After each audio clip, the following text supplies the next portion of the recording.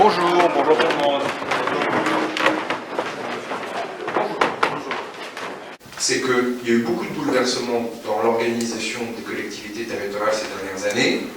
Pendant très longtemps, ces bouleversements étaient plutôt les bienvenus. Je le disais ce matin à la presse locale, les lois du début des années 90, les lois Chevènement sur l'intercommunalité n'ont jamais suscité de colère ou de remontée négative particulière. Puis tout d'un coup, depuis 5-10 ans, il y a eu une accélération du processus. On a commencé à avoir le goût du gigantisme, qui est un goût d'ailleurs qui a été parfois une petite frénésie un peu collective dans toutes les tendances politiques confondues, en disant bon, au fond, pour être moderne, il faut faire des grandes régions, pour être moderne, il faut faire des grands cantons, pour être moderne, il faut faire des grandes intercommunalités, partant d'ailleurs de constats qui pouvaient être justes ou fondés. Il n'y avait pas forcément de mauvaises intentions derrière tout cela, mais force est de constater que ça ne correspond pas à notre identité culturelle française, et donc il y a eu un large sentiment de dépossession, notamment chez les collègues maires, en se disant mais ça sert à quoi de s'engager pendant 6 ans, pendant 12 ans, pendant 18 ans, si au fond on a l'impression qu'on ne peut pas véritablement peser sur le cours des choses, sur le bout de territoire sur lequel vous avez la légitimité, la responsabilité d'animer des politiques publiques, de créer des services publics et de mener des projets. Donc ça, c'est la première marche qu'il nous faut franchir, c'est redonner des libertés locales.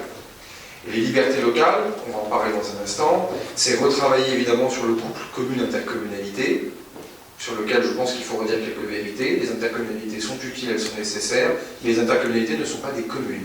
Les intercommunalités sont des outils au service des communes et non pas l'inverse. Et de cela, c'est quelque chose où on va essayer de venir corriger tous les irritants de la loi NOTRe. Ils sont quelques-uns. Je crois les avoir entendus avec le président de la République pendant le grand débat.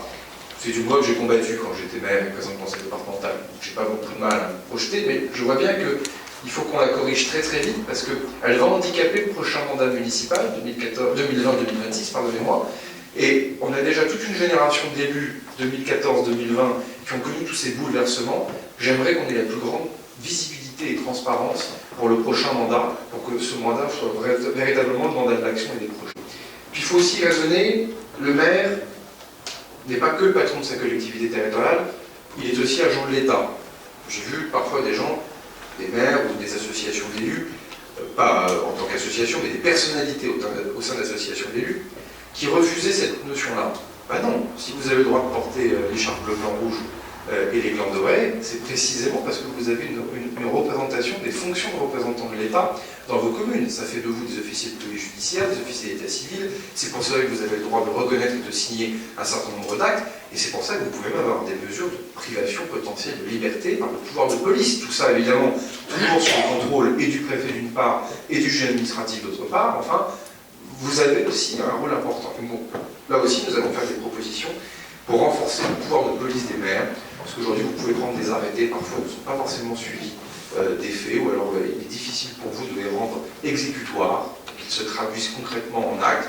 Moi, je pense qu'il faut qu'on vous fasse davantage confiance, et que, typiquement, les amendes administratives ou les astreintes administratives, aujourd'hui, il est peu faisable pour vous que d'en décider. Demain, je souhaite qu'on puisse le faire.